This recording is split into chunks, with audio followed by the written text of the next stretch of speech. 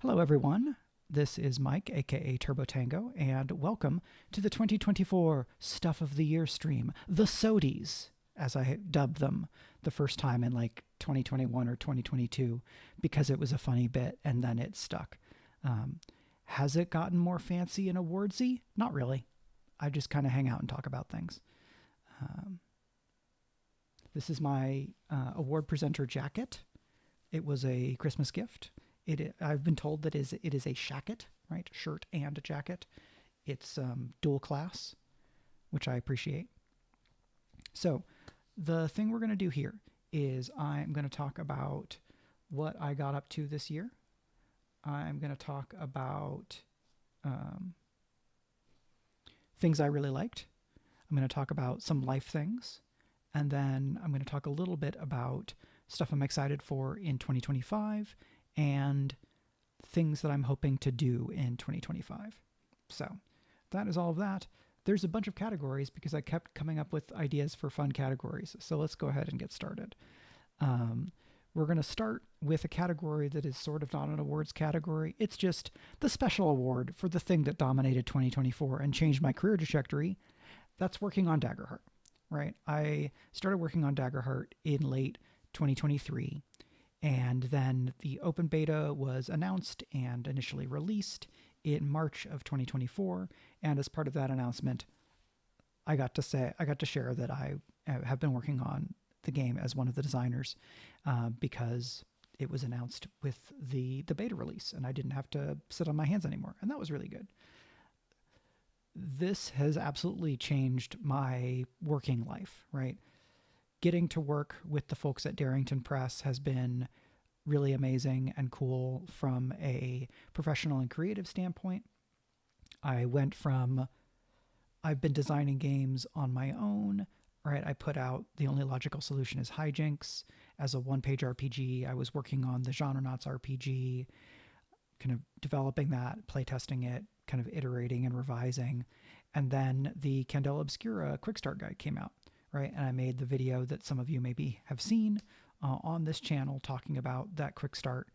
And doing that led to doing some consulting and writing on Candela. And then that led to the opportunity to work on Daggerheart.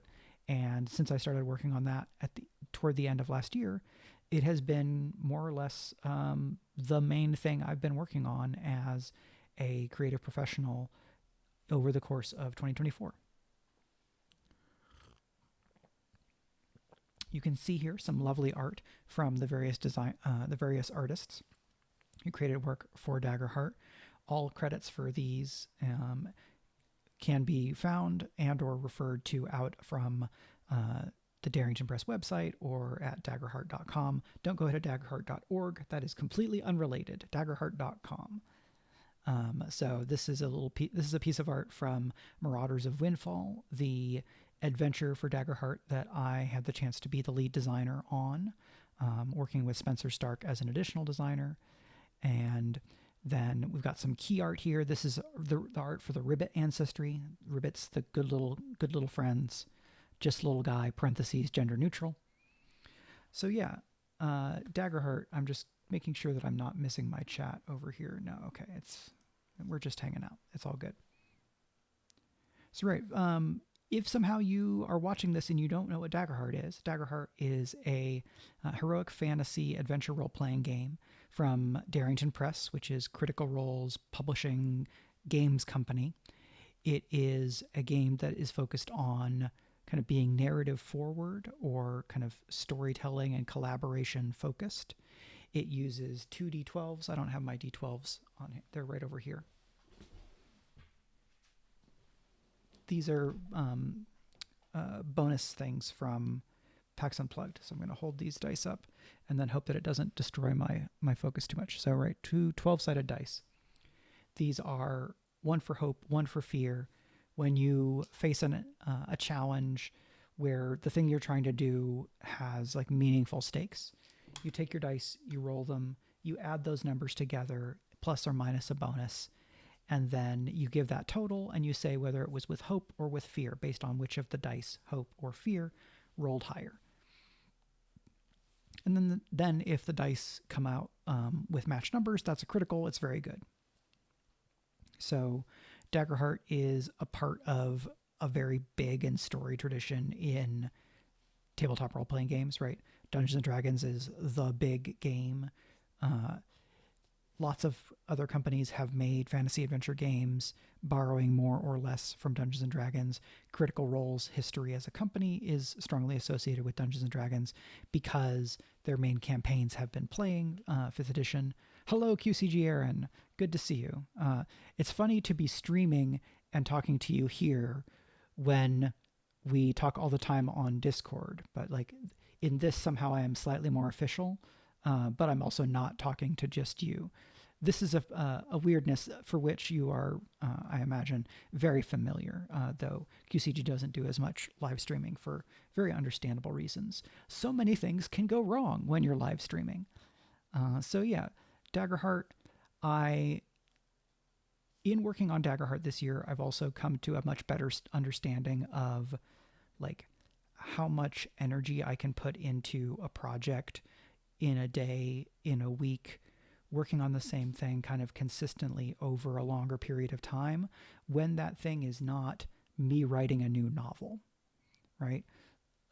Spending several hours in a day working on game design, like coming up with adversaries or writing a part of a book or something like that, all that kind of work taxes my brain. It uses energy in a different way and at a different rate than trying to make new words for a novel.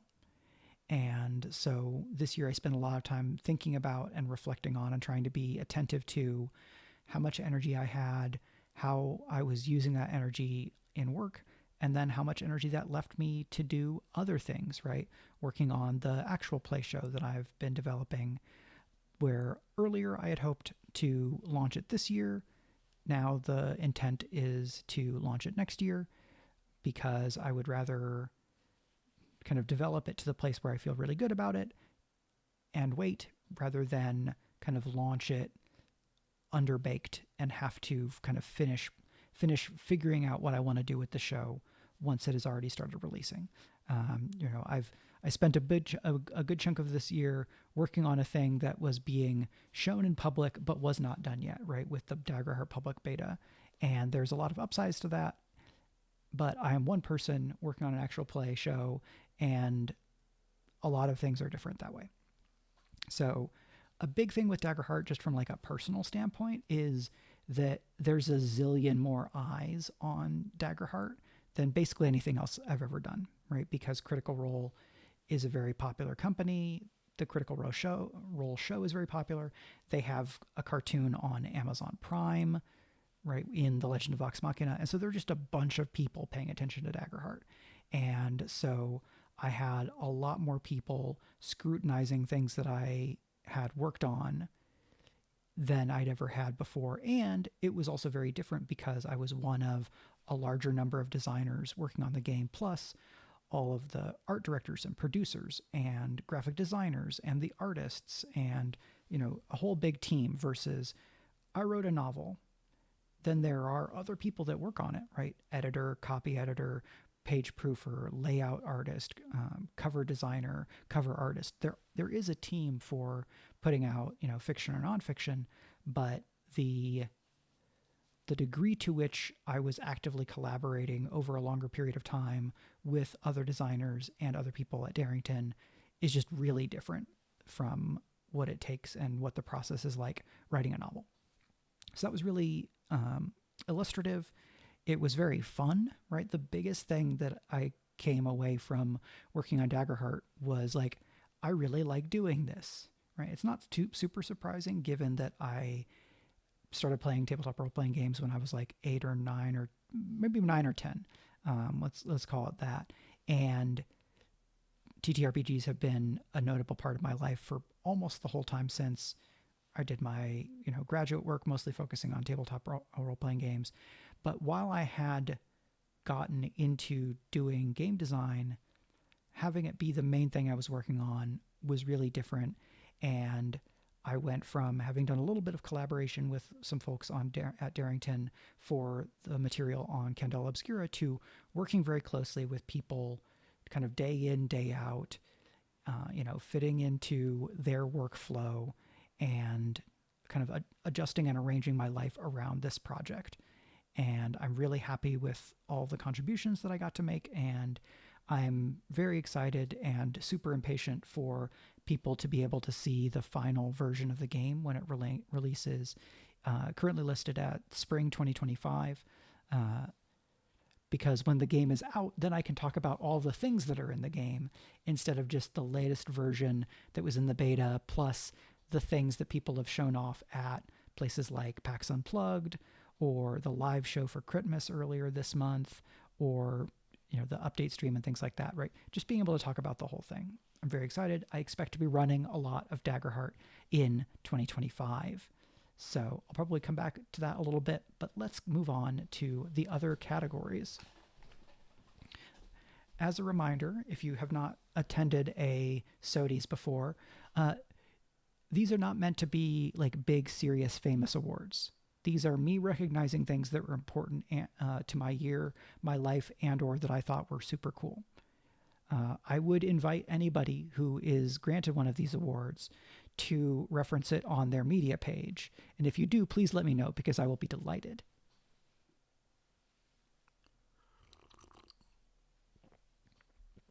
So our next category, aka the first category that has like a list of nominees and a winner and things like that, is the best game to play with your spouse while the world continues to be bad. This category, I believe, entered the SOTYs last year with the 2023 SOTYs as the pandemic continued and a variety of things were bad. And I'll talk about the world being bad later on in the same show. But here we have Oreo the dog, who is our very good puppy. He is a weirdo in a great way, but that means that one of the games that we play is What is the Dog Doing? But in order, the nominees are Alan Wake 2, Astrobot, Life is Strange, True Colors, not the game Motorsports Manager, but the activity of watching Motorsports Manager being streamed by the folks at Remap, formerly Waypoint, which is a thing that Meg and I have enjoyed a lot over the course of this year. So to roll this back, Alan Wake 2, we started playing it at the end of 2023, but most of the time we spent playing it was this year. It is a fun and cool game. Meg and I both played Control previously. We started playing Alan Wake 2. Meg went back to play the first Alan Wake, played it all the way through, has now played substantially more of the Remedy Control Alan Wake verse than I have, in having gone all the way through Alan Wake. I don't think she's played Alan Wake's American Nightmare. I have it on Steam, but I don't think either of us have played it. A big thing about Alan Wake is that it's about stories and cycles, right? One of the protagonists of the game is Alan Wake, a novelist, and the game has several mechanics that are about storytelling and writing and viewing spaces and scenes and times with different perspectives, of which I'm a huge fan, right? So I really liked a lot of those game mechanics. It was a fun way of building on and connecting to elements of the world that were established in Control, which was the first of the...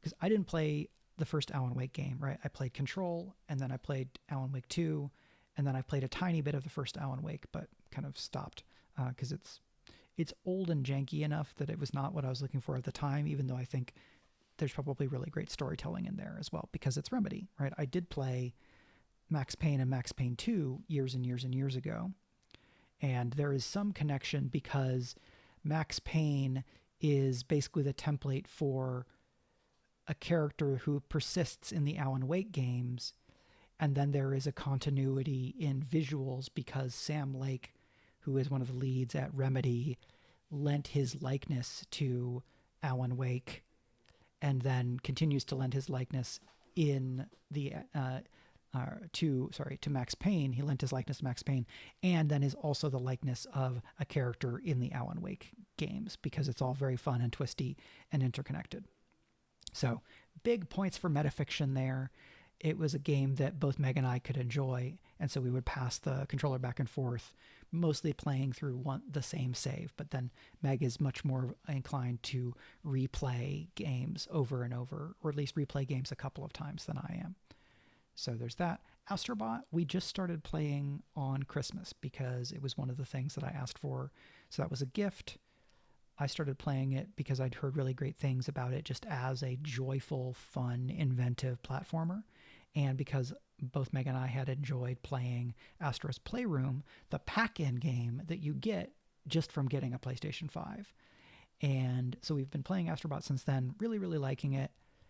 Its ambitions are not in narrative or in storytelling or like things like that. Its ambitions are in play and flow and joy and kind of delightful surprise, right? Level design and sound design and all the cool weird stuff that it does, making your DualSense controller like making sound, and the feel of the character running through sludge, right? There's just a lot of tactile and sensory ambitions and elements to Astrobot that have been really, really fun and are a great way of like kind of grounding and connecting to an entertainment thing that is not about, here is a serious drama where things are bad and that means that it's real, right? I like comedy and drama, but I've tried to make space in my heart and open my heart, especially to the fun, unself-conscious joy of Astrobot. Life is Strange, True Colors. Life is Strange, Two Crawlers. It's set at Dunkin' Donuts. No. True Colors is, I think, the third. It's either the third or fourth Life is Strange game, right? Because there was the kind of mini game about the kid who has like the superhero persona. Anyway, I played a little bit of the first Life is Strange game. I'd heard some pretty good things about True Colors, and I liked some of the setup in terms of this character has the ability to see and engage with people's emotions, and I was curious to see how that would play out in like mechanics and how it would inform the storytelling. Not a very long game. Another game that Meg and I kind of passed back and forth, enjoying, and I expect we will replay. Meg will replay it even more. But, you've got some key choices that you can make over the course of the game, and we had a nice time with it. I don't think it is without some flaws, because basically nothing is perfect. There are some choices that are not the choices I would have made in how to put the storytelling together, but I'm not a video game narrative designer, right? I work in fiction and I work in TTRPGs, and I know that video games are really different in some important ways, even though there is a lot of crossover. So there is that. Next, I talked a little bit about this already, right? Motorsports Manager is a game that I've played a little bit of, but mostly my enjoyment this year has been watching other people play Motorsports Manager, specifically Rob Zacny and Ricardo Contreras of Remap, formerly Waypoint, playing the game with this one team that they've been working on. And the two of them have a great kind of working dynamic in terms of streaming, of indulging and bracketing one another's kind of performative excesses, right? They know they're performing. They make bits. They do bits. It's very fun. That Motorsports Manager is currently on hiatus, right? They're not streaming more and more of it weekly, and that's fine because there's plenty of other stuff to watch and play and enjoy. And last but never least, Oreo the dog is very weird. This year, he has developed a tendency to just cycle and circle endlessly, like on a loop. And it's almost certainly just because he's getting older, right? He's an older puppy.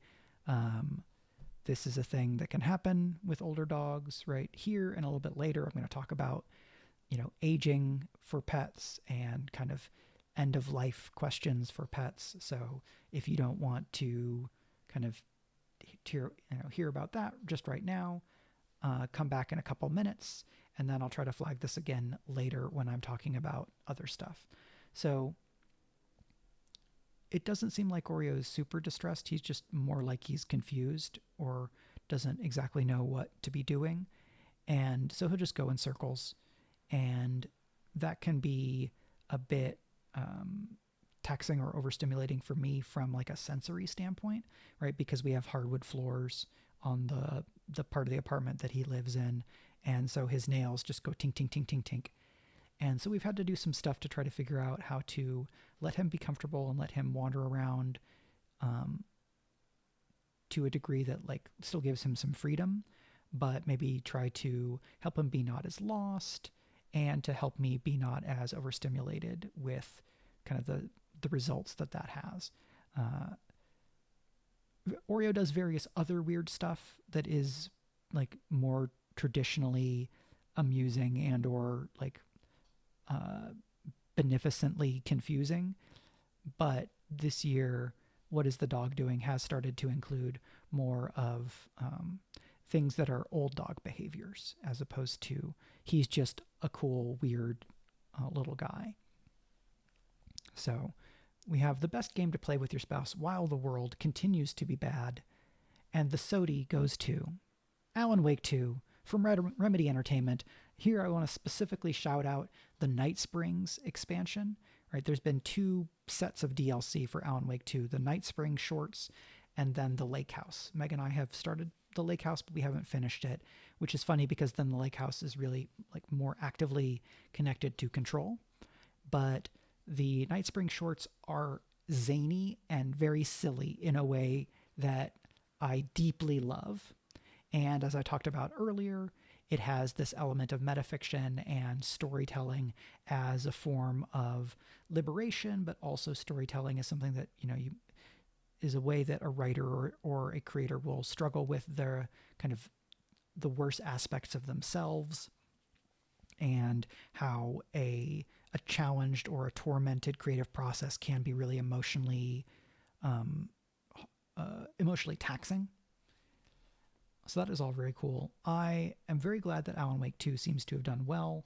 Maybe not as well as some of us might think, but I know that's done well enough that Remedy's in a pretty good place, right? They're working on a co-op shooter game set in the oldest house.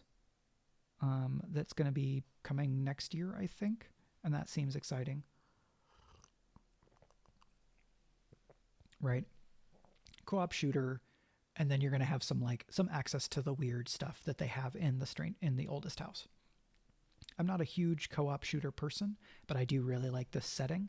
So I'll be curious to see how that is received and whether I'll get to play some of it with friends. Like, can I drag QCG Aaron into playing this with me some? Can I get my Wednesday RPG folks to play some with me? These are all things that we'll find out in 2025. So congrats again to Remedy Entertainment for Alan Wake 2. They've won a number of other awards for this game, but they can add a SOTY to their list, should they be interested. Next, we have the Throwback Award for Most Enjoyed Older Game. All that this means is these are games not released before 2024 that I played a lot of and or really enjoyed in the year. Aaron says, I have 0 impulse control. You know this. I'm horribly persuadable. This is true. I try to only use these powers for good rather than being a bad friend.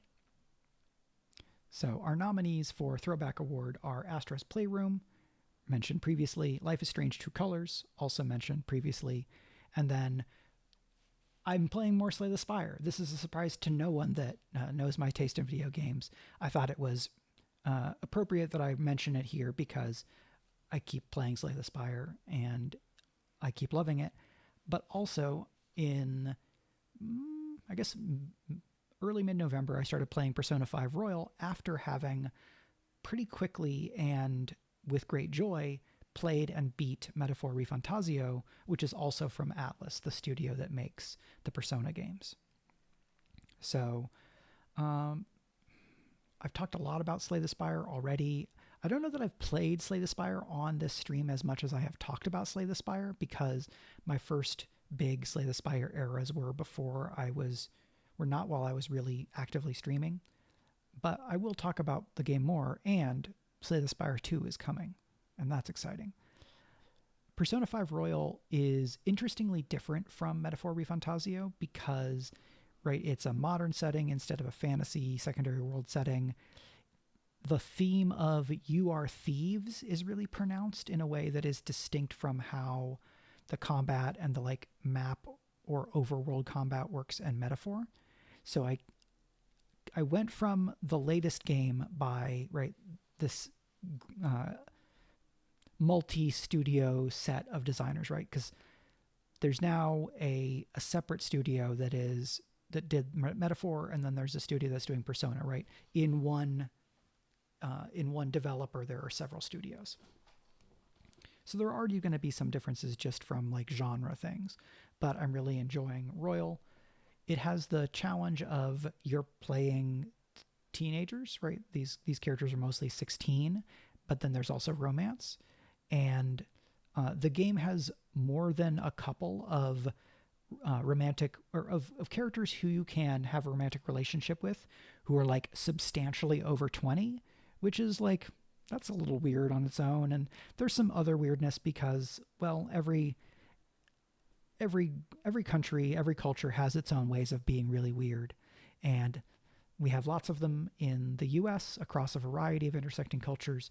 Japan is no different. Japan just has different weirdness.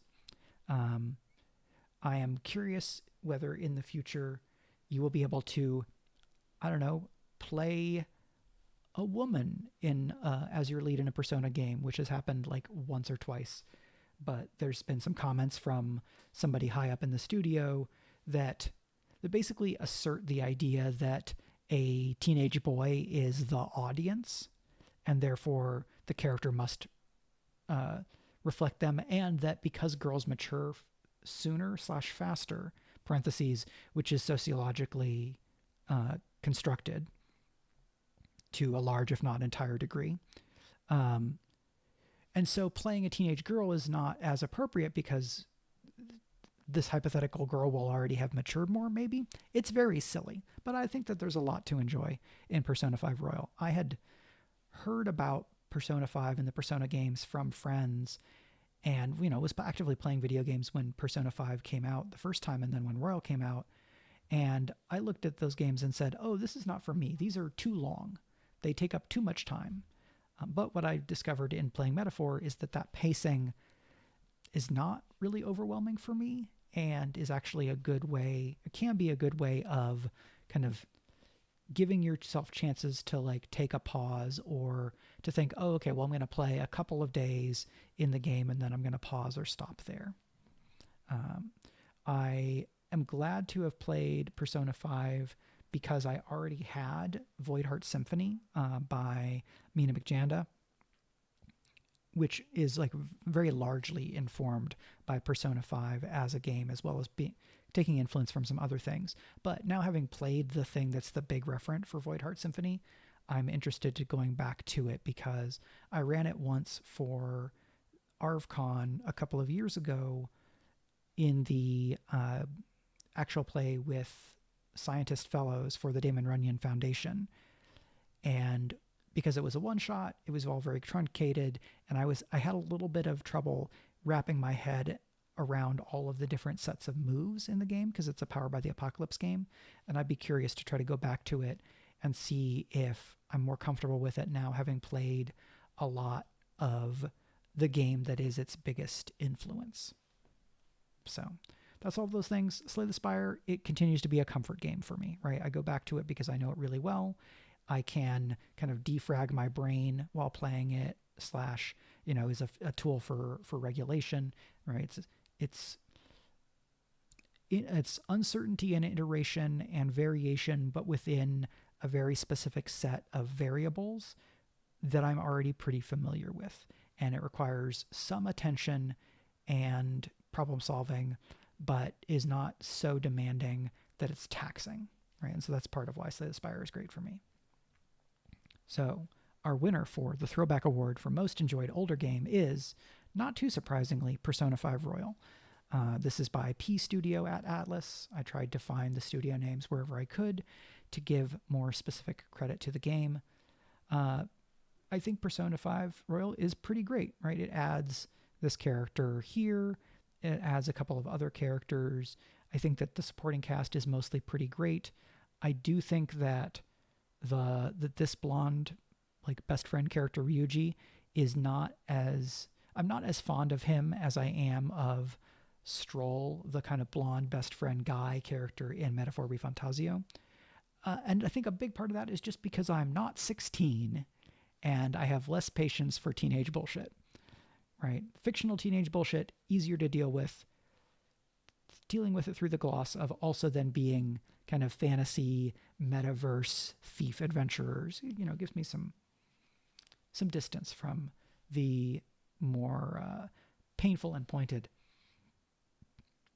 aspects of being a teenager, because this character gets to be a superhero. And the main character in Persona is, to a large degree, a cipher, maybe to a little bit less of a degree than the main character in Metaphor Refantasio, but is not the most compelling character in that game, right? Because they're a stand-in character, right? The most compelling characters in the game are these other folks. Hello, Alphabet Streams. Good to see you. So congrats to Persona 5 Royal. I'm not done with this game, but I've played it, 60-something plus hours in the last month, because I have actually taken time off from work because of the way schedules and things were arranged. And so, right, not actively working on Daggerheart things for a little bit because of schedules. I've been working some on my own game design, but then also letting myself just kind of completely pour a massive RPG into my head, which has been very good and restful and restorative. So props to P Studio. They won a bunch of awards for Persona 5 / for Royal. They don't really need this recognition, but I like the game and I want to say so. So good job. Next we have the Turbo Tango Award for Best Roguelike Deck Builder of 2024. This is me being exceptionally on my bullshit. So here we have Slay the Spire is not new in 2024, but I just played a lot of it anyway, so it's appropriate that I put it on this list of finalists. The other games were released this year, either in early access or in a final form. So first we have Balatro. I believe the Italian pronunciation may in fact be Balatro, which is like, I think, the name for fool or a jester.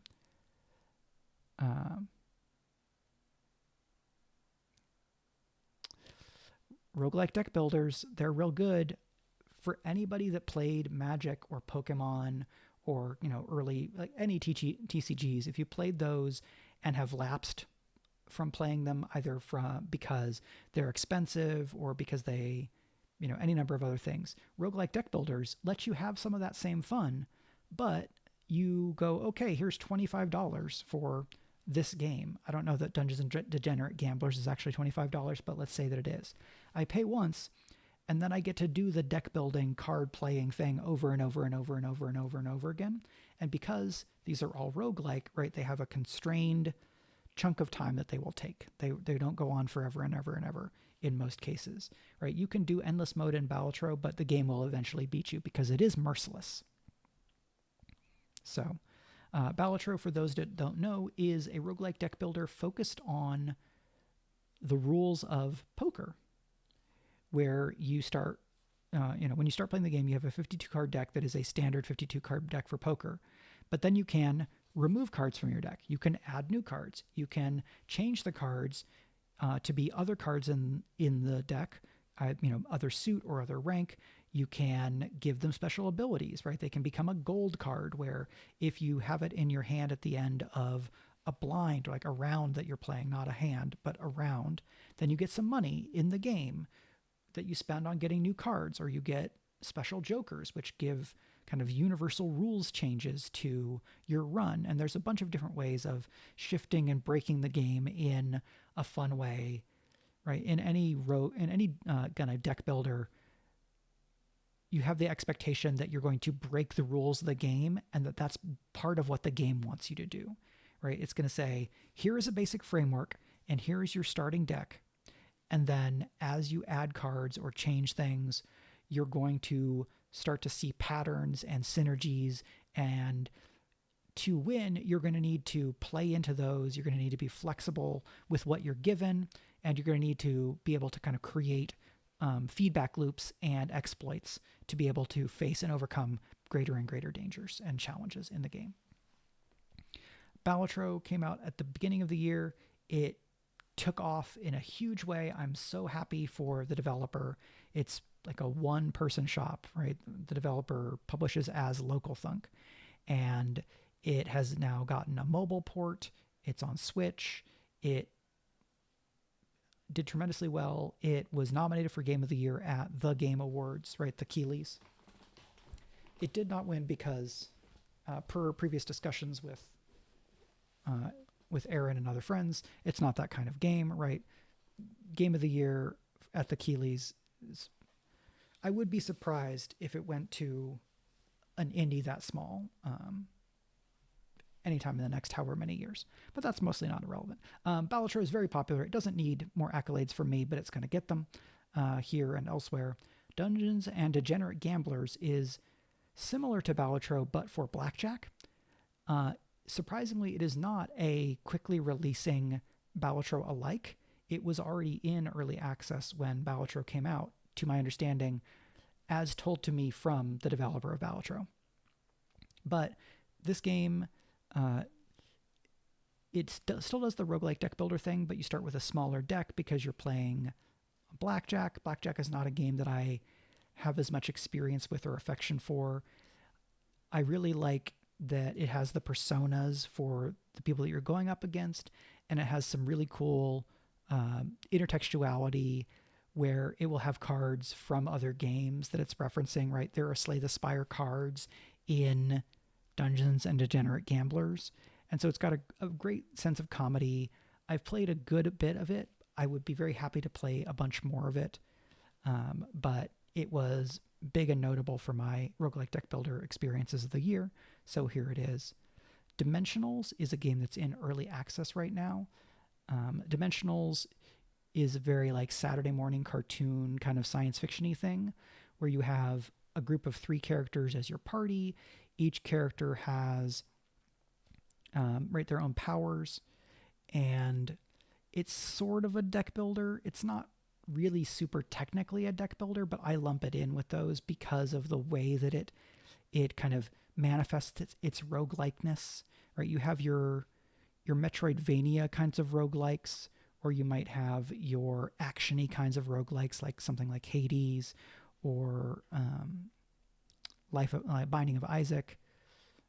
A lot of the roguelikes I connect with are on this kind of like deck builder or like power set builder type. So Dimensionals gets mentioned here. It's sort of a stretch, but I don't care because these are my awards and they're mostly just a way for me to organize my thoughts and talk about enjoying things. And as previously mentioned, I also played a bunch of Slay the Spire. So this year, I have to tip my cap to Balatro/Balatro. I played hundreds of hours of this game. It was a great way to kind of, again, like I said, defrag my brain from, hey, cool, I spent a lot of time working on Daggerheart today and it was very mentally taxing.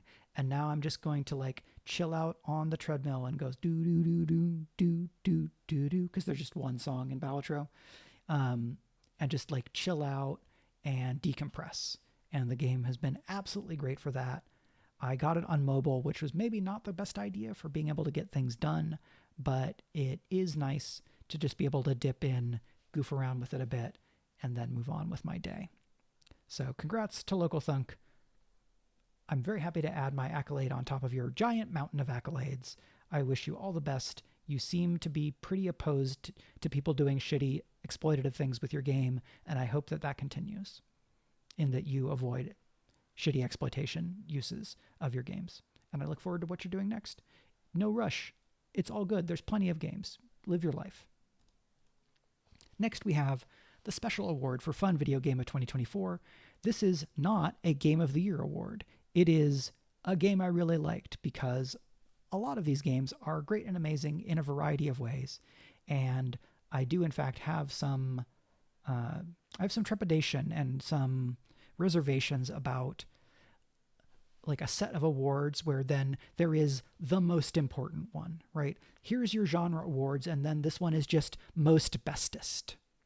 So this one, I'm just going to focus on my experience of the game and talk about why I want to single it out in a non-genre kind of situation. Here we have some repeating, right? I already mentioned Metaphor. We have Balatro. I played some Frostpunk 2, not as much as I might have expected, partially because it's really hard. I think the last version I played was basically the third or fourth time I had started from zero, and I went through and then rolled back to not the very beginning of that run, but pretty early in that run, and then moved kind of more slowly and spending a lot of time working on like getting my adjacency bonuses all set up the way that they needed to be. So I've not progressed a ton through the like main story scenario stuff.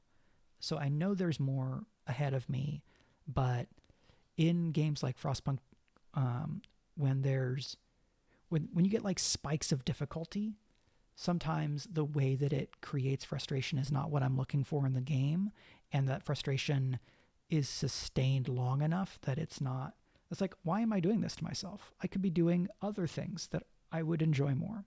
And so it's been a game that I've dipped in and out of and will come back to a couple of times. It took me a while to get enough of a handle on Frostpunk 1 to like get through the full scenario and then to play a couple of the additional scenarios.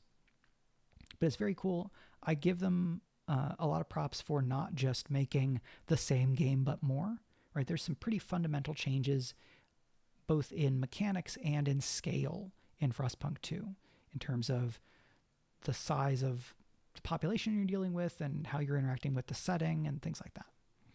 So there's that. I also played Prince of Persia: The Lost Crown. This was a game by a smaller Ubisoft studio in the Prince of Persia kind of IP, right? There's a bunch of different versions of Prince of Persia. It's not like one timeline or anything.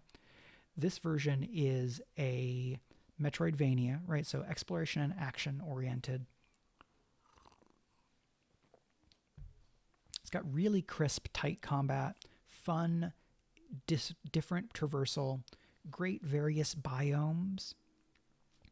It plays with time, but it plays with time in a way that is more like Dark Souls, right? The prince goes to this place, which was an ancient kind of fortress and like place of magic for an old king, but then surprise, it's under a curse. And so when you die and respawn, that's like happening in the narrative, right? It's not a reset point. It is the character going through a progression of cycles. And so there's some fun timey-wimey stuff there. The timey stuff manifests in your powers as well. And it's got like modify your build stuff in a way that's very reminiscent from and informed by Hollow Knight, right? You have basically charms. They're called amulets, and you have so many amulet slots, and the different amulets will give you various modifications or extra powers, right? This gives you some more health, but it has to work like this. This one makes your attacks do more damage, and then some of them are much weirder. It's like this one, when you parry, you create a time bubble, and anybody that's in it gets slowed down. Like, oh, that's just fully its own different thing. And so that's all really cool. I would say 3/4 of the way through this, and then I hit a really hard boss who was annoying. And then I went to try to do other things and like level up more. And then I kind of ran out of stuff to do and went back to the boss and still didn't win. And so I just then moved on to other games. This is a thing that often happens to me, right? I play 2/3 to 3/4 of the way through the main story of the game. I've had a lot of fun with it, but then I reach a point of sufficient frustration that I go and start something else instead. This is a me problem, not the game's problem in most cases. Sometimes I'm not a huge fan of the choices that are made in like the level design or in like a difficulty with a boss, like a difficulty spike with a boss. But that's more taste than an assessment of how well the game is doing the thing that it's trying to do, right? It's mostly a me thing. Metaphor ReFantazio, I'll talk a little bit more about it in terms of like being its own game, right? This is a secondary world fantasy game where you play as a young member of a kind of resistance revolutionary movement who is trying to stop a guy named Luis, who is a very powerful like military leader and mage, and rose up through the military of this kind of fantasy empire where there is a king, and then there's like 3 or 4 different polities that are all under the control and the protection of this king. And it's a weird game because it's deeply interested in the consent of the governed, and it's sort of a game about a democratic election but magic, but also it's like deeply royalist, restorationist / reformist rather than being actively revolutionary. But there is revolutionary ideology kind of carried and proselytized by the main character, right? The main character is deeply invested in racial equality because this is like fantasy species. There's 9 tribes, parentheses, maybe there's actually more than that because the pixies don't count as a tribe even though they're their own whole people. That's weird. But like, okay, our kind of deedlit Record of Lodoss War elves are one tribe, and then we've got the kind of royal people who have the horns, and they're the Clamars, they're a different tribe. And well, everybody hates the Elda because they're terrible, parentheses, they are propagandized against. And so there's a little bit of this that is like baby's first anti-racist narrative, but done actually pretty well, I think, right? To the degree to which I can speak on it as like a anti-discrimination, anti-racist kind of narrative. Because it's a big, long game and it's very much about character relationships, they just put in the time to have people talk about their experiences, right? Lived experiences as being a member of a marginalized and or demonized population, right? Its impacts on economics and on what you view as possibilities for your life, right? Who could you be? What opportunities do you have or not have? What is expected of you? All that kind of stuff. Whereas the Persona games have the like, your inner self manifests as a persona. Metaphor is, it's much more Jungian, right? It has archetypes. Like, yes, the knight and the mage, right? It's not quite the same archetypes. It's more like fantasy adventure archetypes. But it's called Metaphor ReFantazio because it's also trying to interrogate like the role of fantasy. Like, what does fantasy do? Is fantasy worth anything? Is it just a diversion? Is the idea that you could imagine the world being different, is that something that's useful like politically or personally or socially or some combination of all of those things?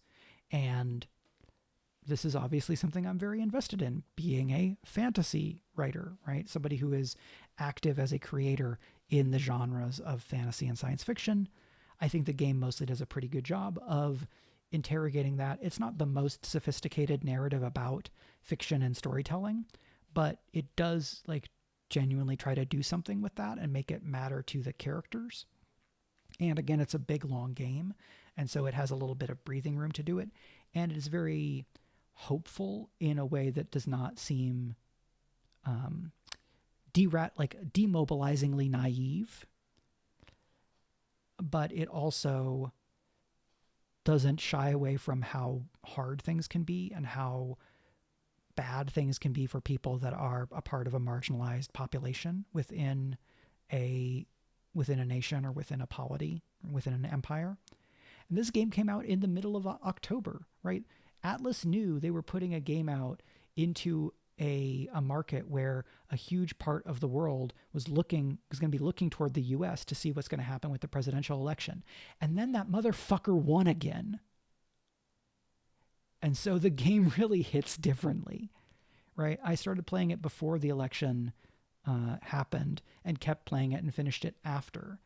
And the game does not have any like surprise revelatory secrets or answers of like how do you deal with an aspirant fascist man baby who gains control over the political and military apparatus of like the most dangerous nation in the world.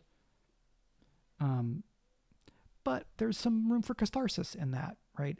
There is, in fact, a multi-ethnic coalition that overthrows the fascist bad guy and creates a better world. Ta-da! Right, that is the thing that the game is interested in trying to say as possible.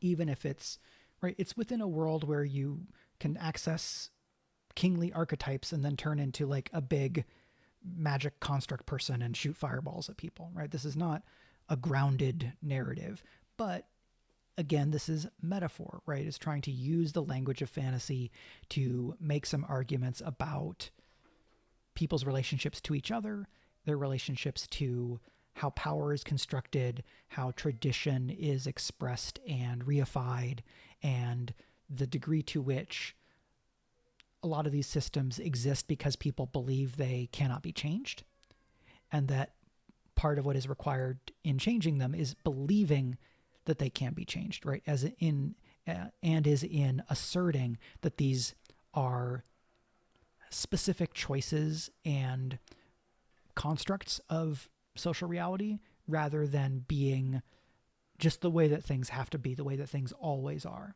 right? That these are material truths, not universal truths, if I'm using those terminology correctly, right? The historical materialism and that kind of thing.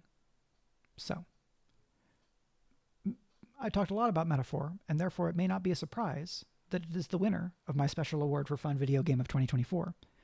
That fun was largely more traditional fun, but was also a game that was a solid and useful metaphor for some emotional processing of the trauma of re-electing that absolute monstrous asshole who is going to enable the worst people and make my life and the life of many other people in the US and abroad much worse because because he's cruel and terrible, and it's a way for him to make himself and his friends richer.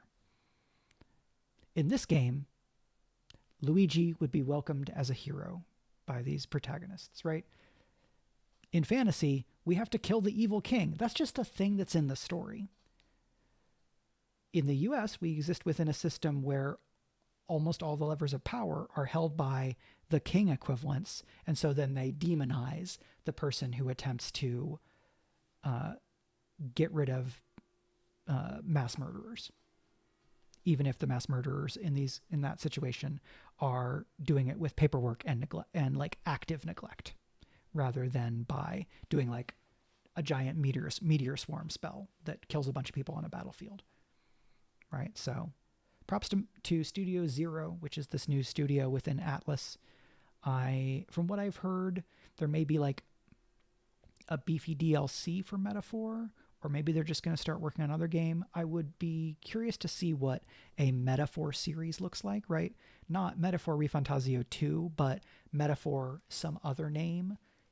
Maybe it's like Final Fantasy, right? Each of them is its own different fantasy setting. Or do we go, right? Does it another term, ReFantazio, right? Is it Allegory ReFantazio? Is it something else like that? I'm not sure exactly what that looks like. This game just came out. It got a lot of really positive response. It seems to have been a pretty good seller. Studio Atlas is pretty big, so there's a good chance they will announce some other game in 2025. It may not come out this next year, but I would not expect a big other thing for Metaphor ReFantazio until late next year or maybe early 26, which is, not a problem since there's a bunch of games to play. But props to Metaphor. I picked it up almost immediately upon its release because I looked at it and said, you are a huge RPG that will swallow my attention and will be a great way to not endlessly scroll worrying about election stuff. So it did its job there. Hello, the Rising Tides. They say, I'm very intrigued to see this game get the Persona Megami Tensei treatment, i.e., what does the same allegorical frame say in another world or setting? Absolutely. Big +1, the Rising Tides. Plus, good to see you. Hello. If you get to playing this game, I would be very interested to hear your thoughts on it. And we can speak in the other places where we speak. It's Discord. We talk on Discord. So, next, we have 2024's Game of 2025. These are games I haven't played enough of yet. Games I want to play more. Games I have barely touched and know that I'm excited about. Started and put it down for work. Then when you get to it again, I'll be happy to hear about your progress, and or we can just talk about it whenever. So that is cool. So, Dragon Age the Veilguard, I probably played about half of it. But because I was also playing Metaphor and then other stuff came up, I have not played it as much. Also because I'm playing Veilguard here in the office, and I've been spending a lot of time in the office anyway working on my RPGs. And so I'm not as inclined to then jump over to play Dragon Age for 3 hours at a time. I will get to it. I like it. I'm not...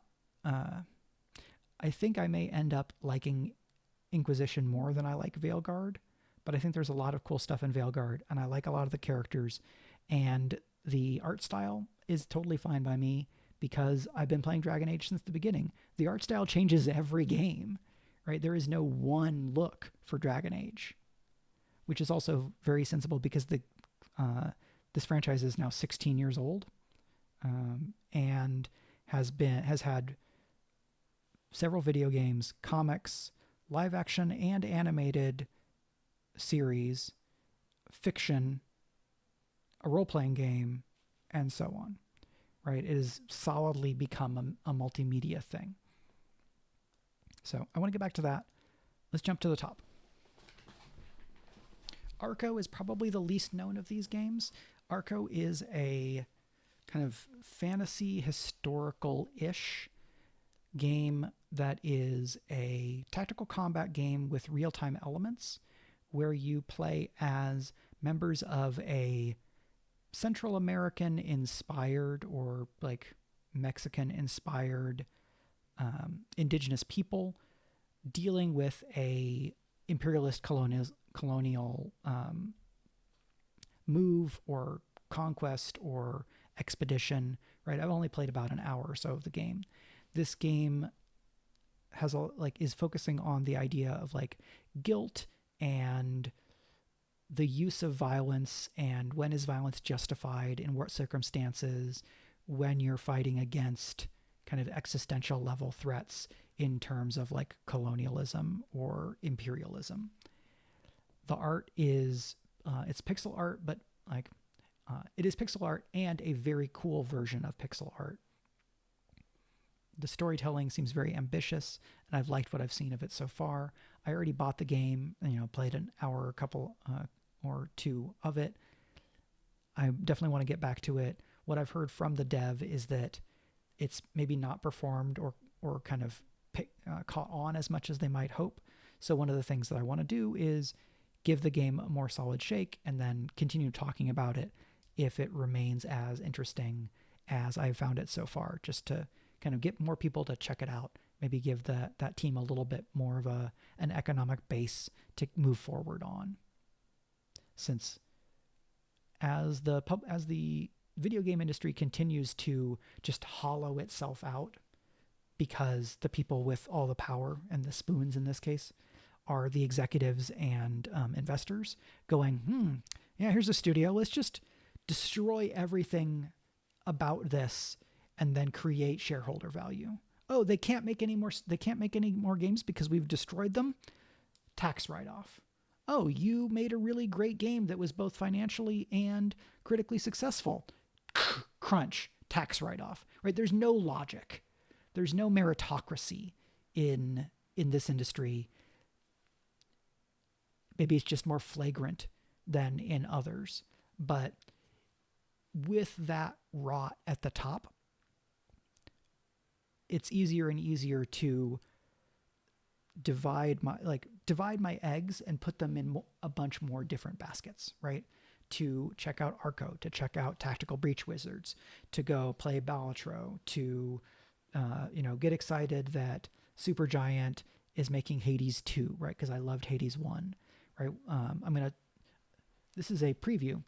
Some of the games I'm going to be talking about that I'm excited for next year are sequels by independent studios that have found enough success and enough footing to go, oh, okay, we're going to make a sequel. We're going to iterate on what we've done, but within the same world, and we're going to build on existing success. And that can be exciting. None of the games I'm talking about being excited about are things where it's like, oh, this doesn't need a sequel. I'm suspicious of this, because why would I put it on my list of things that I am interested in? So indies will not save us, right? Discoverability is a huge problem in video games, and if you don't have a big marketing and publicity team, that can be hard, which is then another reason to shout out the independent video games that we are enjoying. So Dungeons and Degenerate Gamblers shows up again here. Tactical Breach Wizards is a game that I was watching for probably a couple of years, right? From when it was announced to when it was released. I've played a handful of missions of this. It is great and fun and very silly sorry, let me be more specific. It's wacky. It has very smart, sharp writing, but also its wackiness requires that I be in a certain type of mood to get the most out of it. So that's part of why I have not done as much with it, but I've loved my time with Tactical Breach Wizards so far. I'm excited to get more, to go farther in the campaign, get access to more characters, things like that. It has a very cool, weird, alternate modern-ish setting, right? These are Tactical Breach Wizards, right? You have somebody who's like, oh yeah, we're a SWAT team, but we're using wands, and our rifles have wands at the ends of them. And one of the scariest characters in the world is a time mage who just gets to like move at speedster speed, right? So it's an interesting, fresh feeling juxtaposition where it's like, oh, this is urban fantasy, but it doesn't play exactly the way that other urban fantasy does, right? It would be fun to do a world, like to use the World of Darkness like 5e system, Vampire 5e, to do Tactical Breach Wizards, because it both is and really isn't in line with a lot of kind of urban fantasy kinds of stuff. So I definitely want to get back to more of that. And then I played a couple of hours of the demo of Tales of Kenzera Zao. I've not gotten back to it since release. This is another Metroidvania with a kind of culture, drawing on the history, folklore, and mythology of African civilizations. The creative lead, Abubakar Salim, is an actor and actual play performer who founded a studio. The game did not catch the world on fire and has suffered kind of another version of the same challenge, where you make a game, you get things going, you put something out, you hope for the best, and then you don't make enough money to be able to keep doing things the way that you want to do them. So that studio has suffered some layoffs / there's another term that's like, we don't want to lay you off, but we have to, and we want to bring you back as soon as we can, right? A furlough. I don't know that they're going to be able to recover from that, which is a big bummer. The game seems very cool. It is about grief and losing a father. The creative director, Abu, lost his father, so right, it's a very personal story for him. It feels kind of in line or in parallel with work like the Ta-Nehisi Coates run of Black Panther, or the Black Panther films in the MCU, in terms of reclamation and utilizing your own cultural background in telling a fantasy story, right, from somebody in the African diaspora here within his own cultural context. It seems cool. I liked what I played of the game. Metroidvanias are not my biggest thing, But everything I saw of this was really promising, and it seemed like it had a clear point of view. It has a very clear visual style that is distinct, right? Because narratives drawing on African cultural context are pretty rare, and most of them are done badly by white people. And this is not that. So that's pretty cool. So, of these, the winner of the games I haven't played enough of yet, 2024's Game of 2025, is in fact Tactical Breach Wizards.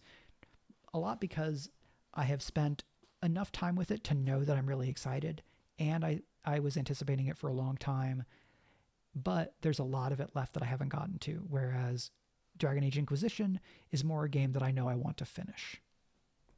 So that's a bit different. I do want to get to Tales of Kenzera Zao as well, and even if that studio is not necessarily in a good place to be able to kind of carry on and put out other games, more sales is more money for that studio, more kind of word fame for those folks who then hopefully will be able to find other work or get another chance to kind of iterate and develop forward from what they've already done. So this is from Suspicious Developments is the developer. Next, we have my favorite romance novel that I read this year. A lot of these are 2024 releases. I did not double check to make sure that they're all 2024 releases, so I just don't want to... I'm not going to assert that these are all from this year when maybe they aren't.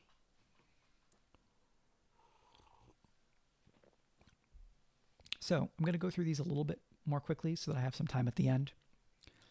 The nominees are Falls from Grace by Ruby Landers, Part of Your World by Abby Jimenez, Pumpkin Spice and Poltergeist by Ali K. Mulford and K. L. Morrison, Romancing Miss Stone by MC Vaughn, Make Room for Love by Darcy Lau, and The Snowball Effect by Haley Cass. So I do want to shout out Pumpkin Spice and Poltergeist here. It is the most speculative fiction-y of all of these, and it is like a Halloween-themed rom-com. There's presumably going to be more of these. It's the first in a series. It's delightful. It is a great kind of cozy respite from a terrible world. One of the things that romance novels are great at is kind of being escapist in a good way. I think a lot of these books satisfy a good bit of that, and they're part of why I go to romance pretty consistently at this point. I heartily recommend all of these.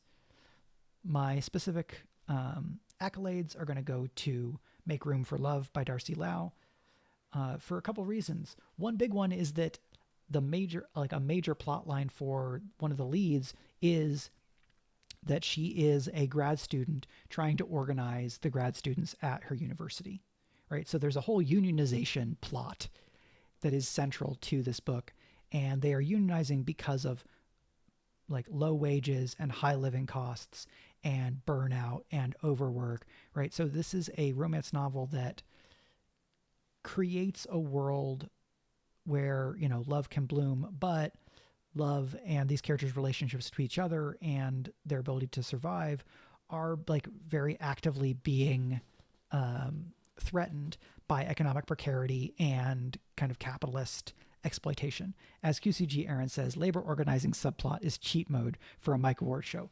100%. I do not pretend any other way. I could not dissemble. I would be completely bullshitting if I undervalued how much that meant to me. So this is a sapphic romance with a kind of emotionally closed off, scarred, butch lesbian, so the tall lady over here, and a kind of fiery but underconfident South Asian trans woman grad student. They do the surprise roommates to friends to lovers thing, which is very unrealistic but fun. A lot of the sapphic books I've read in the last couple of years also have a gay awakening subplot, right, where the two characters don't both see themselves as being queer at the beginning of the book. And that's an interesting trend that I'm seeing, and I don't know if I'm just finding those books more frequently than other ones, or if it is a trend within the, like within sapphic romance. I'm not super plugged into like the professional community in that genre, right? Because I'm not actively writing in it.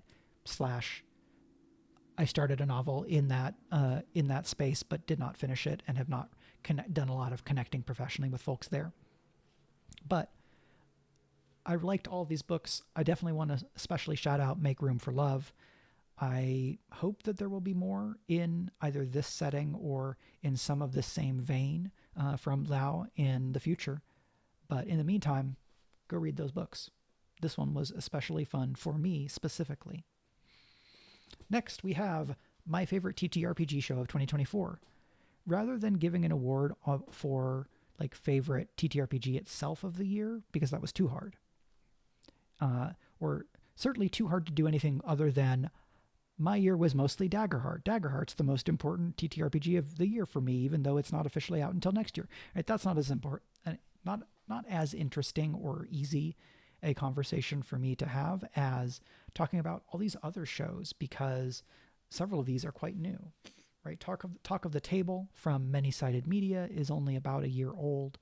Quinn's Quest is a new project from an established voice in the games world. Quentin Smith was a host and co-founder of Shut Up and Sit Down, is a presenter for People Make Games, was previously a video games critic, right? So Quinn's has reviewed TTRPGs before Quinn's Quest, launched Quinn's Quest, got a lot of attention for it very quickly.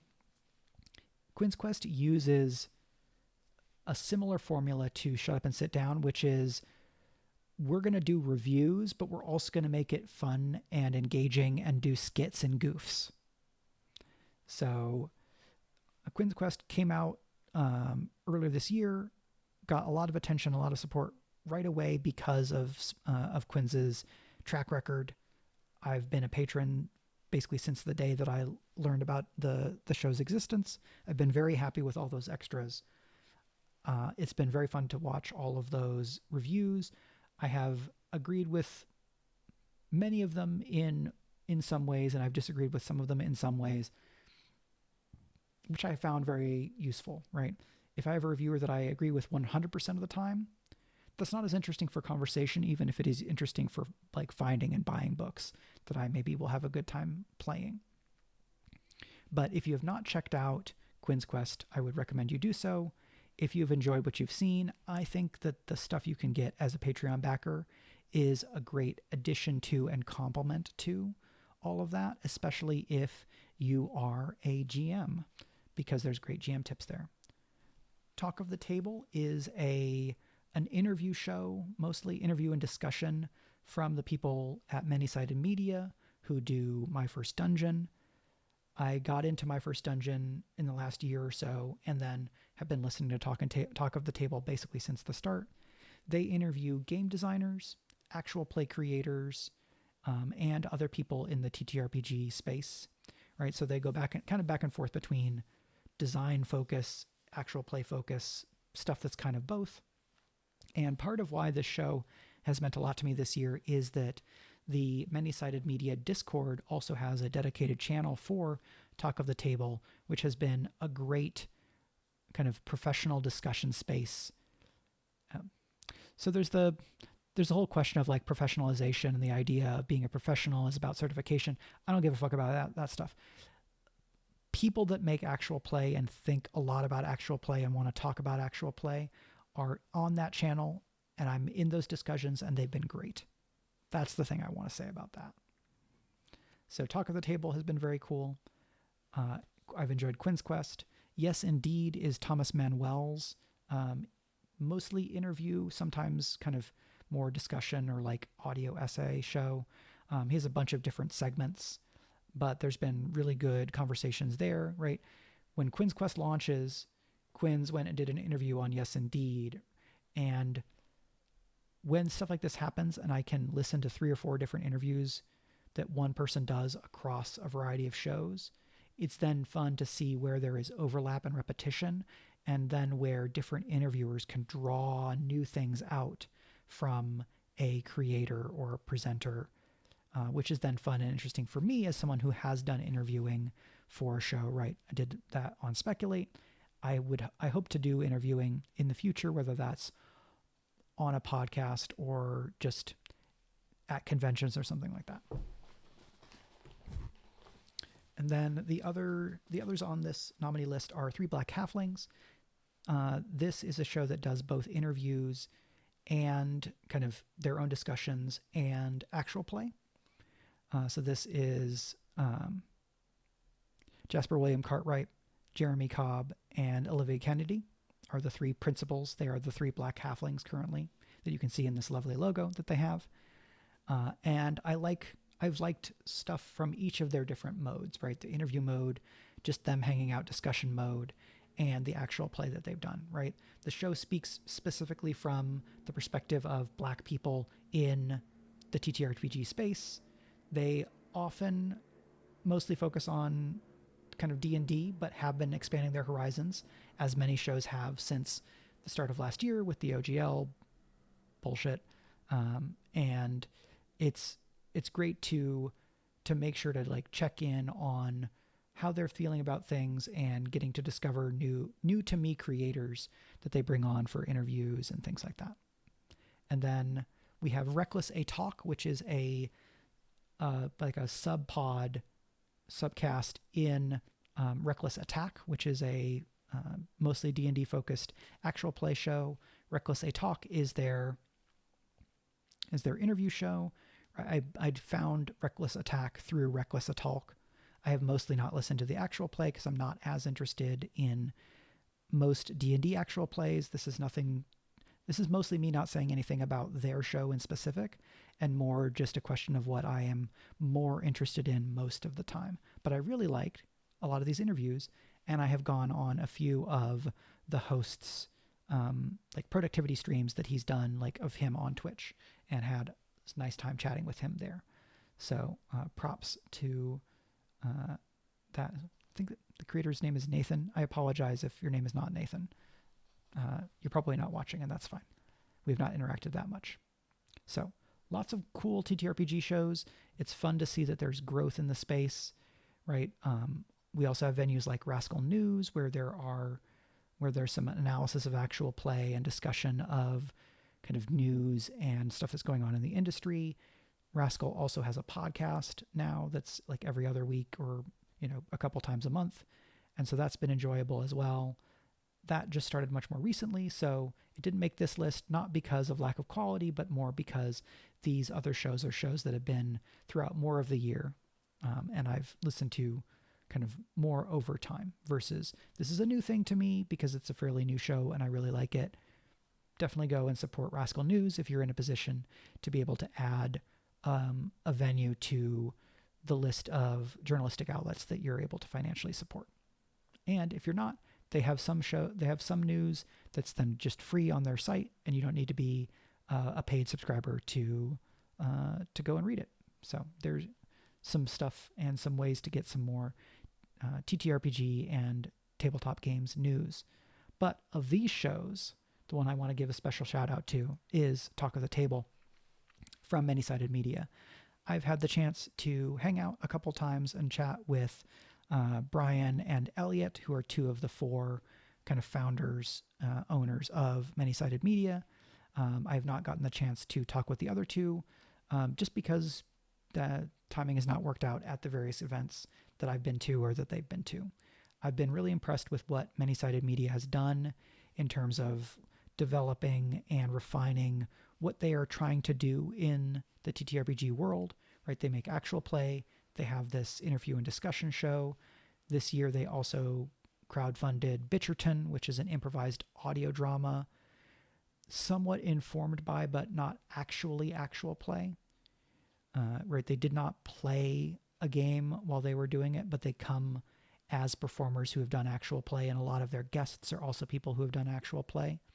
So that's interesting to see a form that is consciously adjacent to actual play, but trying to do something a little bit different, right? There's other folks who are doing that. I'm curious to see how these different explorations and experimentations go as somebody who is developing an actual play show that is consciously trying to not just be another show doing the same thing that everybody else is doing. Everybody brings their own self and their individuality and their perspective to things, but right, I'm consciously trying to push in a different direction. And so then I'm excited to see other people who are consciously pushing in different directions to expand and iterate on what actual play has been so far. Next, we have the special award for the hardest shit to get through this year.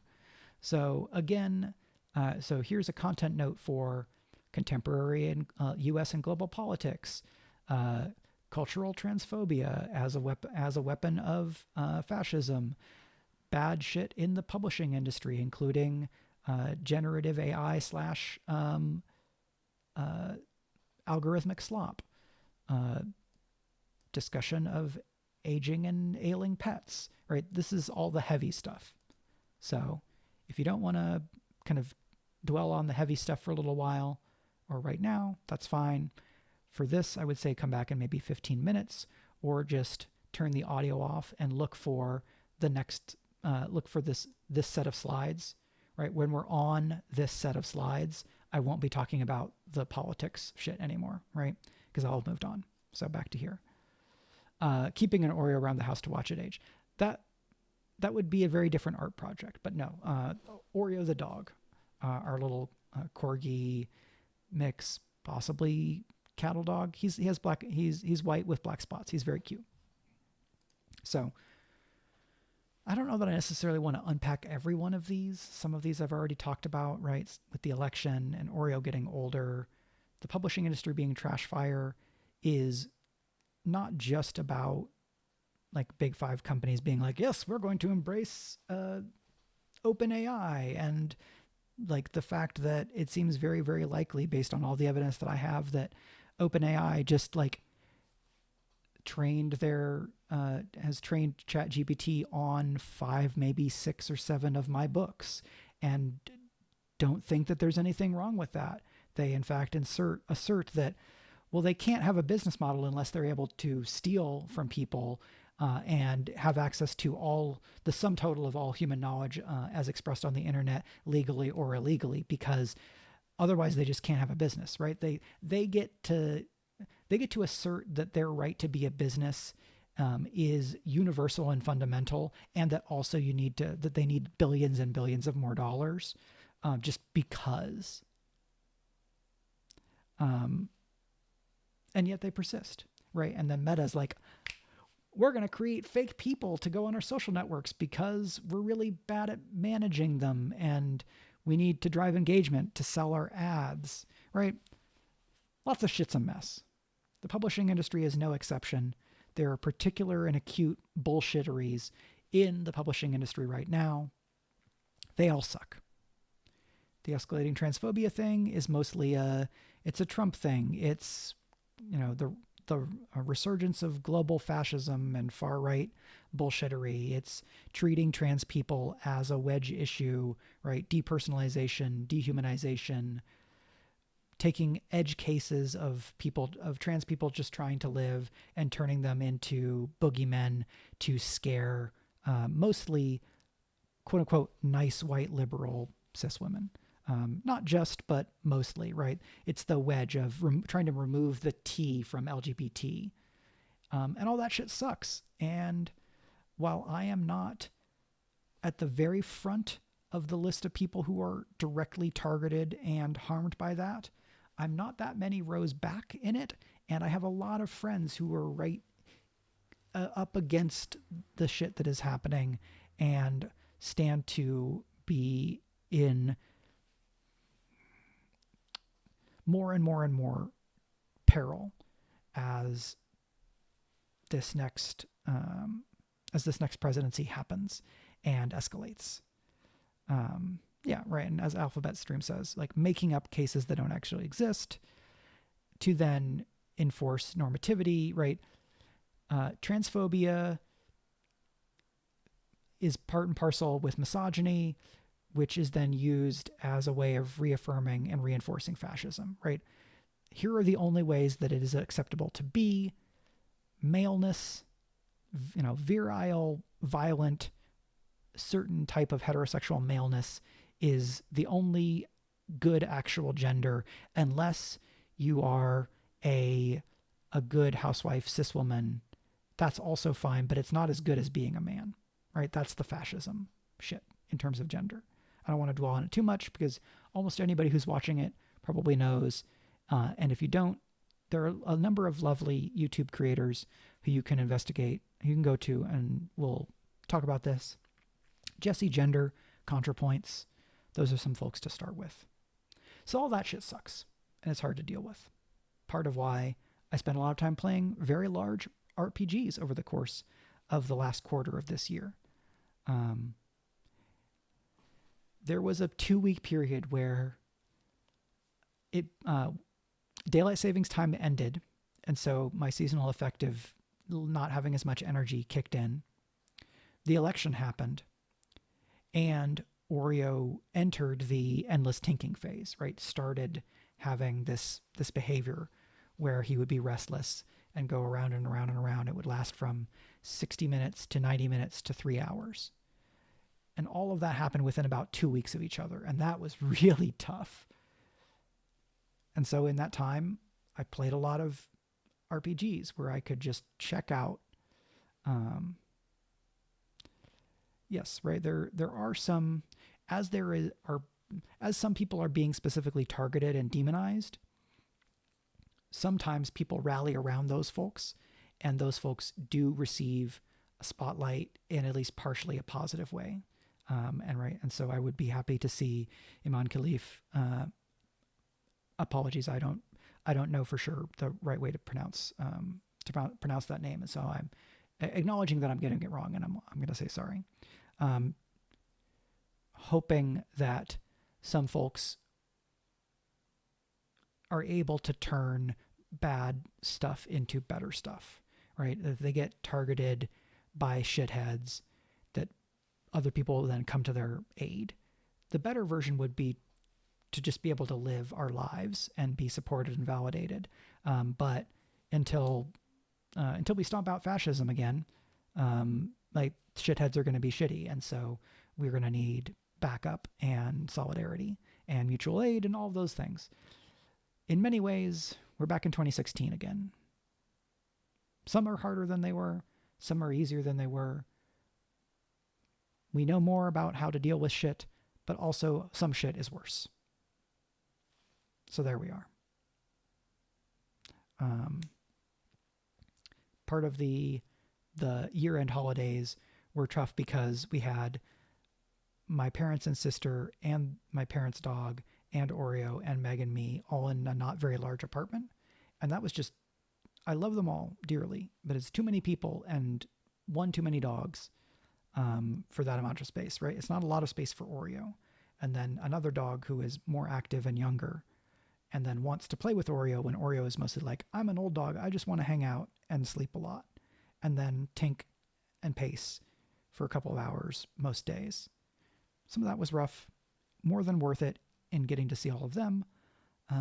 But it was another reminder that Oreo being older adds some challenges to things because he, needs more care in some ways, and his needs and my needs are a little bit at odds in some ways that we're having to create accommodations for. And that can be rough. So, unsurprisingly, the worst, hardest shit is the election because it's a manifestation of and a accelerant to a lot of this other bullshit. So, fuck you, Donald Trump. You suck. I wish bad things for you in a general sense. And I think the Luigi character from Mario is really cool.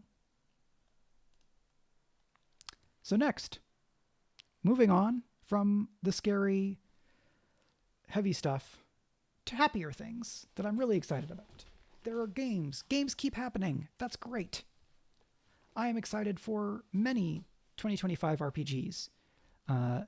This is a list of some 2025 games that I did not work on that I am excited for. Obviously, I'm excited for Daggerheart.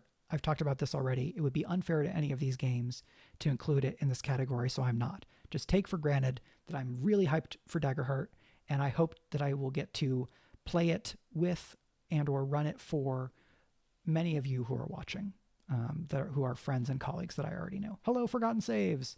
Yay, Starscape, indeed. I was hyped for this game before I met Kimmy. And I was like, wait, you do that thing and then this other thing that I already know of. It's a fun thing to happen in any industry when you get to meet somebody whose work you already know and appreciate, and then you get to know them as a person. So that's very cool.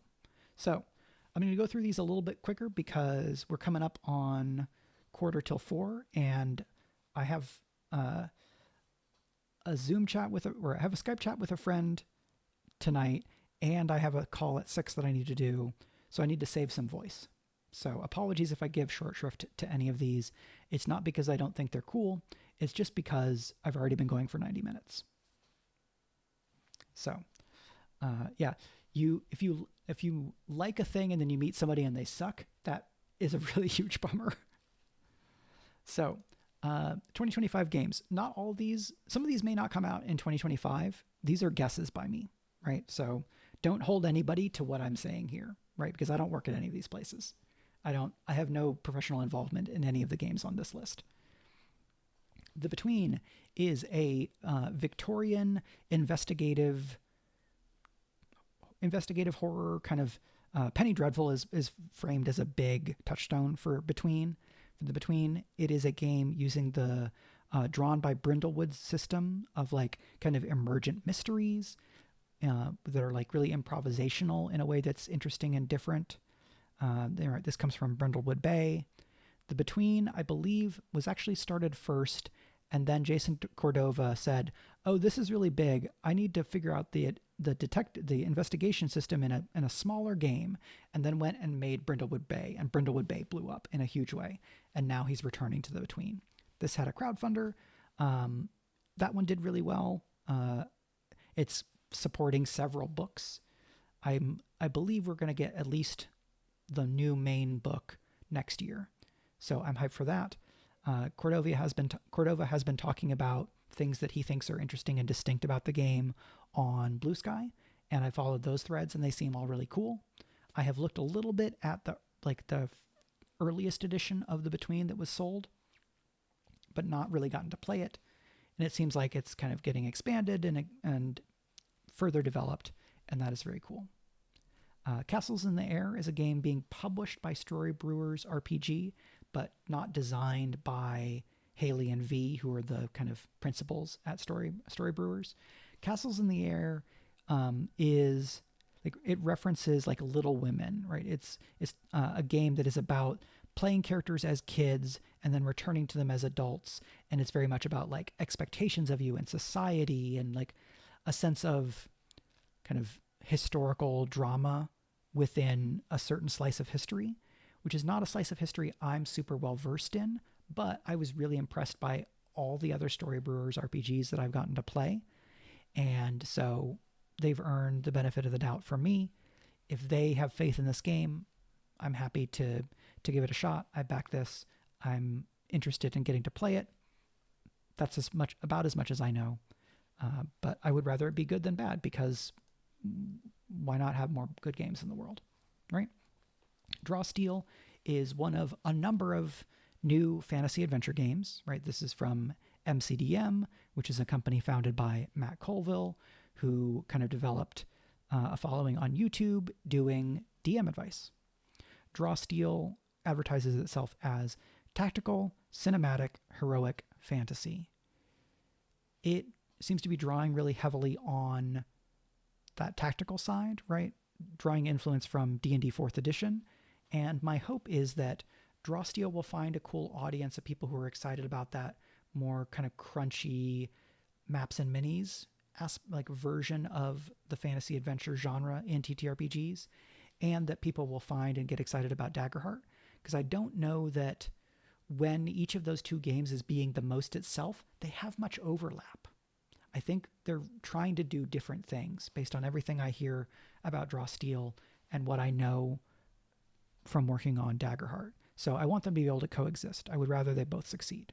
I'm trying to, as much as possible, not buy into the idea of a zero-sum game between these different new fantasy games and between any of these games and the field more broadly. I'd rather a world where the vast majority, if not everybody in the TTRPG world, just plays different games at different times because they're looking for different things and different experiences.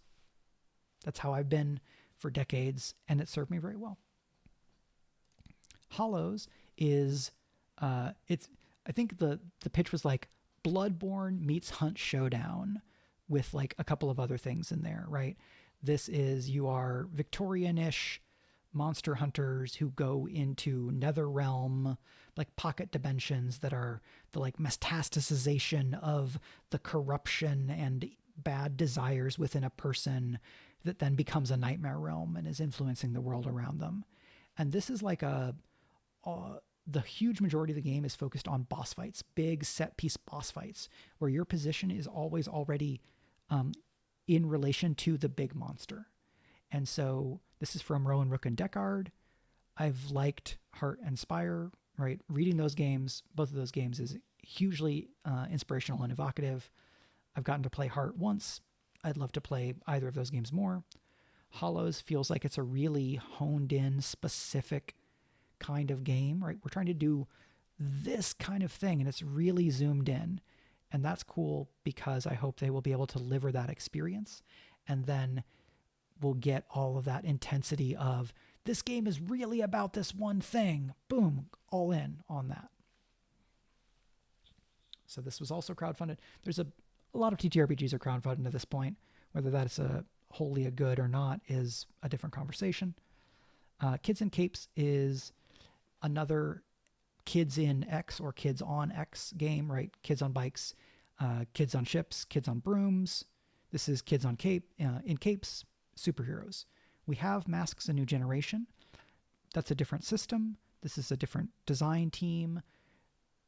I have been pleased by how people have used Kids on Bikes, right? We have Never Stop Blowing Up that was designed kind of iterating off of Kids on Bikes for Dimension 20 for their season Never Stop Blowing Up, but then they released it. So it seems like there's very cool stuff happening within the kind of design ecosystem of the Kids on X set of games. And I don't think Kids in Capes will be any different. So that's, I think, expected next year as well. Starscape is a Powered by the Apocalypse found family space opera game. So it's just automatically exactly up my alley.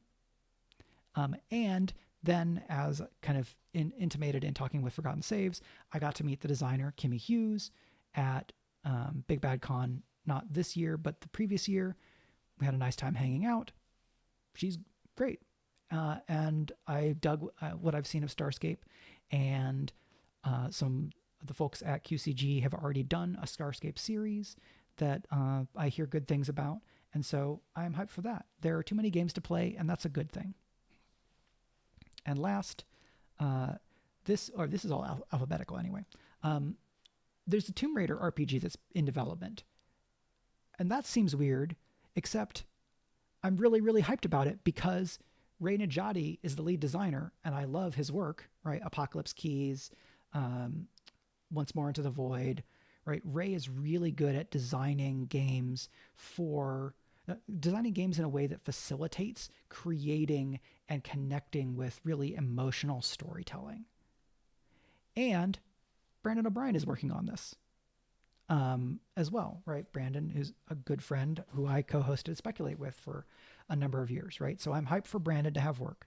I'm excited for Ray to be leading a big IP game.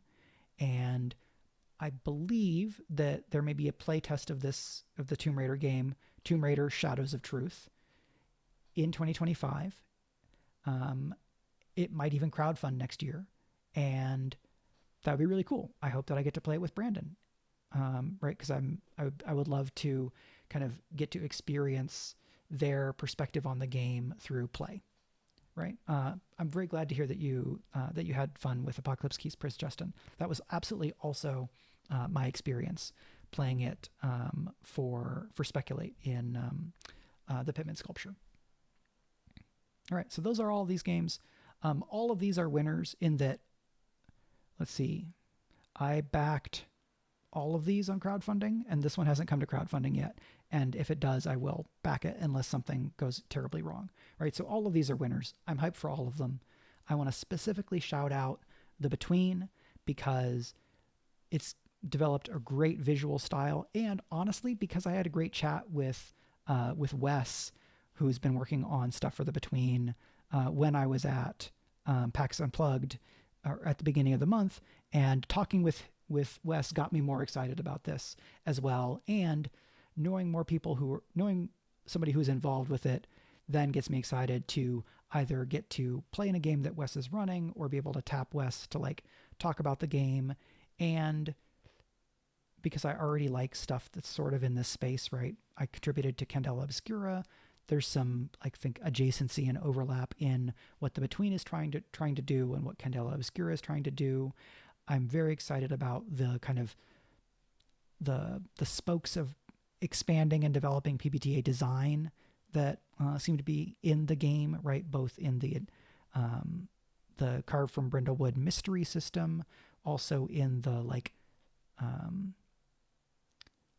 the GM turn stuff that's going on in The Between, right? So there's formal experimentation that always gets me excited about stuff as well. And so this is a little bit a thing I haven't gotten to play, but I've heard a lot about, and then it just makes me want to play it. Versus some of these other games, I've not gotten to hear as much about them because they're either earlier in process or I just don't have as much of a connection to somebody involved.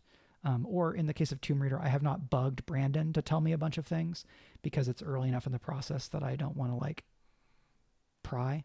So I'm hyped for that. I'm hyped for all of these. If you see me playing The Between for an actual play next year, don't be surprised. And our last category for this stream is most anticipated 2025 video game. Again, these games coming out in 2025 are sometimes a guess. You will see a clown emoji on Hollow Knight Silksong because Silksong was announced or anticipated as a 2024 game, and unless it's dropped since I started playing the stream, it's probably not a 2024 game, and therefore I am acknowledging that I may be in fact putting on a clown nose in hoping for this game in 2025. Hello, the Rising Tides.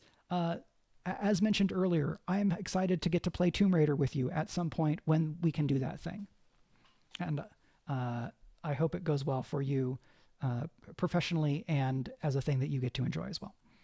So there's that. Citizen Sleeper 2 Starward Vector is expected at the end of January, as is, I believe, Claire Obscura Expedition 33. Hades 2 is out in early access, but not full release. Slay the Spire 2 is supposed to enter early access early in 2025. The others, who could say, right? Any of this can change. Unless it's out, it's not out, right? Hades 2 could be taken off of early access, and they could spend 6 months developing it. Anything could happen. All of these games have reasons for getting me excited. Hades 2, sequel to one of my favorite games of the last decade. I've already played a little bit of it in early access and is justifying being its own game already. So that's very cool. To go back to the top. People who were watching me stream in 2022 will know that Citizen Sleeper, the original, was one of my favorite games.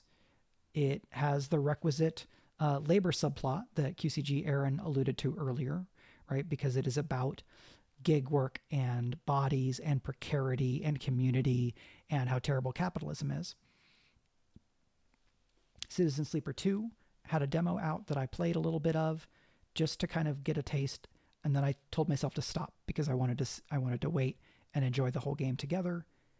It seems like the sequel is expanding and taking the game, the kind of that world and that setting in new directions. I'm very excited for that. Clear Obscure Expedition 33 it's got turn-based combat, but with some real-time like QTE type elements for like dynamic combat and like a pseudo-apocalyptic kind of Belle Epoque-ish informed setting, it feels like it could be really a cool surprise. South of Midnight is not on this text list, even though it is on the list, as you can see here from this graphic. Let's move that. So this could be a fun surprise. Hollow Knight Silksong. I loved Hollow Knight. I was not necessarily the ideal audience for the game, but I was really blown away. I hope that Silksong comes out at some point. I wish Team Cherry all the best. I have other games to play if they need to keep cooking. That's fine. Slay the Spire 2 is not something I expected would exist. I expected that they would just make something else. That they are excited to make a second game, presumably, is cool. What I have seen of it seems very exciting in terms of like refining what they've already done. The first game is like definitional for the genre of roguelike deck builder video games. And so Slay the Spire, but more. 2 thumbs up. Excited. South of Midnight is a forthcoming like contemporary fantasy Southern Gothic adventure story. It showed really, really well via cutscenes, but now we've seen some gameplay, and the gameplay just looks like the cutscenes for the most part. So it's got a sort of like painterly 3D style that's a little bit evocative of or analogous to the art style in Arcane, the cartoon series. I watched like a 30-minute in development featurette that Xbox put out because it's a Xbox game, a Microsoft game, and seems pretty cool, right? They're trying very consciously to tell a story from a Southern Black perspective, right? With Black folks throughout the creative team and traveling to do research and right telling a story that is not coming from the same perspective that we've gotten from a lot of other Gothic stories or even Southern Gothic stories. So I'm excited about that. I guess I'll probably play this on computer, right? Because I don't have a current gen Xbox. Just never got one. But I hope I wish good things for them, right? I want big studios to take the fact that they're big and put resources into studios that are doing things different. And then I want those studios to be rewarded for doing good work instead of being shut down for tax write-offs by shitheads. I'm looking at you, shitheads. If any of you are watching, it's very funny because you should have tuned out by now. So I'm really hyped for all of these. Citizen Sleeper 2 wins just because it's a sequel to a thing I love and it's coming out in January. So I get to anticipate it at the highest frequency for the smallest amount of time before it comes out. So this is Citizen Sleeper 2 Starward Vector by Jump Over the Age / Fellow Traveler. I'm not pointing at you in this case, Alphabet Streams, because you are not one of those shitheads, nor a shithead in general. So if you have not watched my Citizen Sleeper playthrough on YouTube, that is still there at youtube.com/c/Mike Underwood. Possibly the C thing isn't needed anymore because YouTube changed their back end. Anyway, I had a lot of fun with that. Some of the folks who are here were in chat when I played that game a couple years ago. And depending on how I'm able to arrange my time, I might play Citizen Sleeper 2 on stream. I will not promise that right now. It would be fun if I could do it. But if I do it, I might need to do it in shorter streams to preserve my voice because as you can hear, it's getting a little scratchy. And so I'm going to take that as an opportunity and as a good signal to wrap things up. So this has been the 2024 SOTYs, the Stuff of the Year stream. Thank you to everybody who watched and to all the folks here who in various ways have contributed to good things in my 2024 by being friends and or colleagues and or just cool people in my world. So thank you to QCG Aaron, to Prince Justin, Alphabet Streams, The Rising Tides, Forgotten Saves, and anybody and everybody else who was lurking, watching, and or watches later on. Yeah, if any of these are new to you, I am excited for you to check them out and hear what you think. You will hear me talk about Citizen Sleeper 2 even if I am not streaming it on my channel. For next year, I would love to do more streaming, but the biggest thing I'm going to have to figure out is how to, while I continue to do contract design work, also work on other things of my own, because it has been really hard for me to put a bunch of time and energy into contract work, even though that contract work has been great in like all these ways I've talked about. It's been hard to do that and then also have the time and energy to work on other stuff of my own. And I'm going to have to figure out whether can I do streaming in such a way that it's a net positive for my energy, right? Because I'm getting to interact and chat with people. Or do I rearrange my day so that I have a morning working block and an afternoon working block, and then I can figure out something over lunch that will let me kind of shift gears between different projects instead of being like Daggerheart, Daggerheart, Daggerheart, right? For so much of 2024, my heart beat to Daggerheart. And that was great, and it was very effective. I'm very proud of all the work that I did. Working with folks at Darrington has been an absolute delight. So none of that is a bad.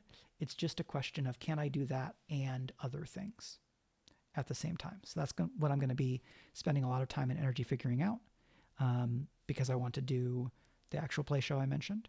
I want to play more new games, do various professional and or fanish activities with the friends and colleagues who have come by during the stream, and with many of the friends and colleagues who are watching this that are folks that I already know, and some new ones, because I always love meeting and getting to talk shop with people that are new to me. So thanks again to everybody for watching. Happy New Year, and I will see you in the coming year, parentheses, the coming days, because we're right there. So that's all of that. Have a good day and take care.